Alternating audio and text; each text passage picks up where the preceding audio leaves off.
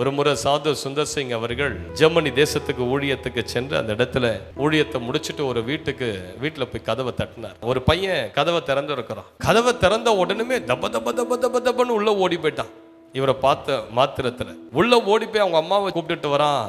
Jesus Christ has come அப்படின்னு சொல்றானா. இயேசு வந்திருக்கிறார் அப்படின்னு. அவங்க அம்மாவுக்கு ஒன்றும் புரியல. இயேசு வந்திருக்கிறாரா? ஆமா, Jesus Christ has come, he is knocking the door, he is at the doorstep அப்படின்னு சொல்றாங்க. அவங்க அம்மா வந்து பார்த்தா சாது சுந்தர் சிங் நிற்கிறாங்க. அவருடைய முக சாயல் அந்த புத்தகத்துல நான் வாசிக்கும் போது அதுல இவர் அழகா எழுதப்பட்டிருக்குது. ஜெபித்து ஜெபித்து ஜெபித்து சாது சுந்தர் சிங்குடைய முக சாயல் கிறிஸ்துவின் முக சாயலாய் மாறி இருந்ததா. அவரை பார்க்கும் போதே இவர் தான் இயேசுவா, இவர் தான் இயேசுவோ, நீங்க தான் ஜீசஸா அப்படின்னு ஜனங்க அழைக்கத்தக்கதான ஒரு தேவ மகிமை, தேவ சாயல் சாது சுந்தர் சிங் மேல இறங்கியிருது. இது ஏதோ அவருடைய வாழ்க்கையில ஒரு முறை நடந்த விஷயம் இல்ல. அவர் எந்த இடத்துக்கு போனாலும் அவரை பார்க்கிறவர்கள் இவர் இயேசுவா, இயேசு கிறிஸ்து வந்திருக்கிறாரோ என்று ஜனங்கள் கேள்வி கேட்கத்தக்கதான ஒரு மகிமை, ஒரு தேவ சாயல், ஒரு தேவ பிரசன்னம் அவருடைய முகத்துல இருந்தது. சிஸ்டர் பிரதர், நம்மை ஜனங்க பார்க்கும் போது இப்படி பார்க்கணும்.